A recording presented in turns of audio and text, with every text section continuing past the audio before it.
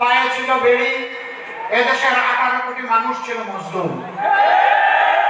এমনকি রাস্তায় যে ভাই টিফিন বা যে ভন্টি ভিক্ষা করতেন তিনিও ছিলেন মজলুম।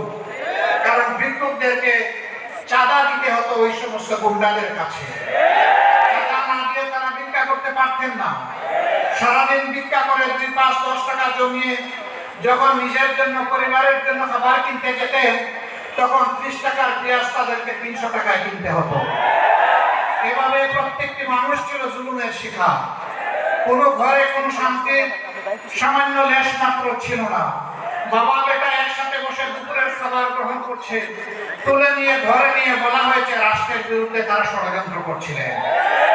কেউ কারো বিরুদ্ধে সামান্য একটু কথা বলেছে, মনের দুঃখ প্রকাশ করেছে, ডিজিটাল আইনে তাদেরকে ধরে নিয়ে নির্যাতন করা হয়েছে। বিদেশের মাটিতে বলে একজন সাংবাদিক হয়তো এই সমস্ত স্বৈরতন্ত্র এবং অনাচারের বিরুদ্ধে কথা বলেছেন, তার তরতাজা ভোটটাকে ধরে নিয়ে রিমান্ডে নিয়ে টানা হেঁচড়া করা হয়েছে। মাসের পর মাস তাকে জেলে রাখা হয়েছে। কোনো মানুষ তার মনের কথাটা সামান্য একটু ফেসবুকে প্রকাশ করেছে, অমনি সাথে সাথে আজরাইল রূপী বিবি তার ঘরে চলে গিয়েছে। সম্মানিত বন্ধুগণ, এই 17.5 বছর বাংলাদেশের জনগণের জীবনে ছিল দুঃসহ কালো রাত। আপনারা বলবেন 17.5 বছর কিভাবে মিলে? আওয়ামী লীগ তো 15.5 বছর ক্ষমতায় ছিল। আসলে তারা 17.5 বছরই ছিল। তারা 2006 সালের 28 অক্টোবর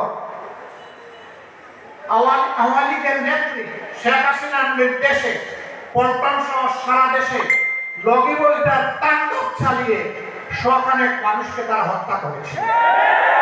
ফ্যাসিজমের সূত্রপাত ওখানেই হয়েছিল। স্বৈরতন্ত্রের পদধ্বনি ওখান থেকে এসেছিল। তারপরে আপনারা দেখেছেন 2009 সালের 10 জানুয়ারি ক্ষমতায় আসার পরে তারা রাষ্ট্রের গর্বিত প্রতিষ্ঠান সেনাবাহিনীর কোমরে আঘাত দিয়েছে। পিলখানায় বিডিআর সদর দপ্তরে 54 জন চৌকস দেশপ্রেমিক সামরিক অফিসারকে হত্যা করেছে।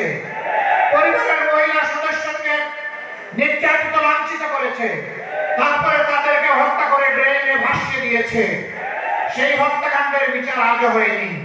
অথচ এর বলি হয়ে সেনাবাহিনীর কবর ভেঙে দেওয়া হয়েছিল। সেনাবাহিনীকে তাদের দায়িত্ব পালন করতে দেওয়া হয়নি। একই সাথে গর্বের আরেকটা বাহিনী সীমান্তের অতন্ত্র প্রহরী বিডিআরকে ধ্বংস করা হয়েছে। 15,000 সদস্যের চাকরি কেড়ে নেওয়া হয়েছে। 500 মানুষ তারা নিহত হয়েছে। কুচক্রকারীদের চক্রান্তে বলি দিতে হয়েছে এই সমস্ত মানুষগুলোকে। ঘরে ঘরে হাঁকা। আমি অনেক যুবককে জেলে পেয়েছি। বিয়ে করে 6 মাসের মাথায় গ্রেফতার হয়ে গিয়েছে। তার ওয়াইফ 1 বছর, 2 বছর, 3 বছর অপেক্ষা করেছে। জেলের ভিতর থেকে ওই লোকটা বলে দিয়েছে, তুমি আর আমার জন্য অপেক্ষা করো না,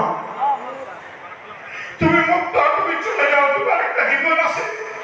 আমি কোন দিন মুক্তি পাবো আমি জানি না। ঘরে ঘরে হাঁকা। এরপরেই তারা আঘাতটা দিয়েছে বাংলাদেশ জামাত ইসলামীর উপর, দেশপ্রেমিক পরিকৃত এই শক্তির উপর। এদেশের শত্রুরা জানে জামাত ইসলামী ভাঙবে কিন্তু মচকাবে না, অন্যায়ের কাছে মাথা নত করবে না, দেশের স্বার্থ কারো কাছে বিক্রি করতে রাজি হবে না, অন্যায়ের বিরুদ্ধে প্রতিবাদ করতে পিছপা হবে না। এই জন্য এই শক্তিকে ধ্বংস করতে হবে। 42 বছর যাদের বিরুদ্ধে কোন থানায় একটা জিডি, একটা মামলাও ছিল না, 42 বছর পরে তাদের বিরুদ্ধে মানবতা বিরোধী অপরাধের অভিযোগ আনা হলো। মিথ্যা মামলা, মিথ্যা সাক্ষী এবং সাজানো পাতানো আদালত, এই যে একজন করে শীর্ষস্থানীয় 11 জন নেতাকে দায়িত্বশীলকে আমাদের বুক থেকে কেড়ে নেওয়া হবে। গোলাম আজম রাহিমাহুল্লাহ থেকে শুরু করে জনাব মীর কাসিম আলী পর্যন্ত তাদেরকে আমাদের বুক থেকে নিয়ে নেওয়া হবে। আমরা আল্লাহ শুকরিয়া দেব। আমরা চিন্তিত নই, আমরা দুঃখিত নই।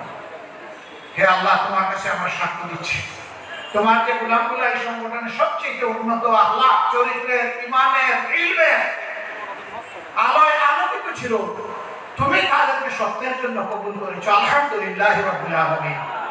তোমার দরবারে শুধু মিনতি, তাদেরকে মুহাক্কিক শহীদ হিসাবে কবুল করো। আদালতে আখিরাতে হযরত হামজা রাদিয়াল্লাহু তাআলা আনহুর মিছিলে তাদেরকে শামিল করে নিও আল্লাহ। রাব্বুল আলামিন জান্নাতের সিঁড়িতে আমাদের প্রিয় এই সমস্ত দায়িত্বশীলদের সাথে আমাদের মুলাকাত করিয়ে দিন। তাদের রক্ত, শহীদ নিজামী বলেছিলেন তার শাহাদাতের আগে যে আমার রক্ত বাংলাদেশে কথা বলবে, আমার রক্ত বাংলাদেশে পরিবর্তনের সূচনা করবে। প্রিয় ভাইয়েরা, 1, 2, 3 করে 15.5 বছর জাতির উপরে এরা স্টিমুলা চালিয়েছে। সবচেয়ে বেশি আঘাত দিয়েছে জামাতে ইসলামী ছাত্র শিবিরের উপর। আমাদের মতো মজলুম সংগঠন আর কেউ না। আর কারো এতগুলা নেতাকে হত্যা করা হয়নি, আর কারো বাড়িঘর বুলডোজার দিয়ে ভাঙা হয়নি, আর কারো বাড়ি ঘরে আগুন দেওয়া হয়নি, লুটপাট করা হয়নি। আমাদের পর্দানশীল মা বোনদের ইজ্জত নিয়ে টানাটানি করা হয়েছে। আমরা সেদিন চোখের পানি দিয়ে শুধু আল্লাহকে বলেছি, আল্লাহ তুমি দেখো, তুমি সামিউন বাসীর, তুমি সীমাহীন দৃষ্টি শক্তির মালিক, আর তোমার কান থেকে কিছুই বাদ যায় না, তুমি সব শুনো। মজলুমের আহাজারি আল্লাহ শুনেছেন। তিলে তিলে এই দুঃখ ব্যথা বেদনা জমা হয়েছে।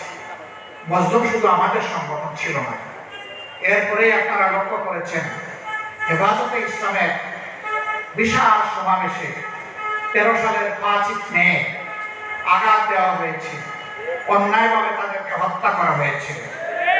সম্ভবত ওনাদের বাড়ি আপনাদের এলাকায়।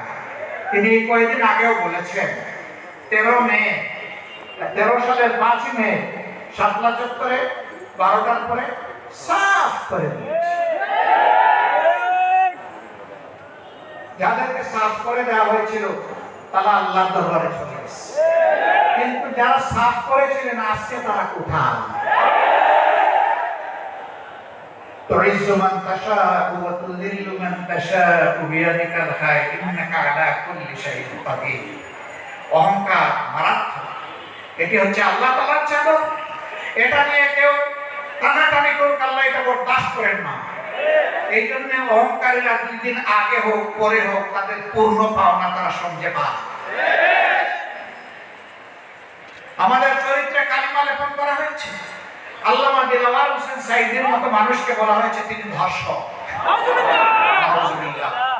তিনি খুনি, তিনি লুটেরা, তিনি অগ্নি সংযোগকারী। দেলু রাজাকারকে চালান দিয়েছে দেলওয়ার হোসেন সাইদির নামে। এখন সেই মামলার বাদী কেঁদে কেঁদে বলছে বন্দুকের নলের সামনে আমাকে বাধ্য করা হয়েছে অভিযোগপত্রে স্বাক্ষর করতে। যারা বাধ্য করেছিল এখন আমি তাদের বিরুদ্ধে মামলা করতে চাই। সময় কারো নিয়ন্ত্রণে থাকে না, সময় আল্লাহ তাআলার নিয়ন্ত্রণে।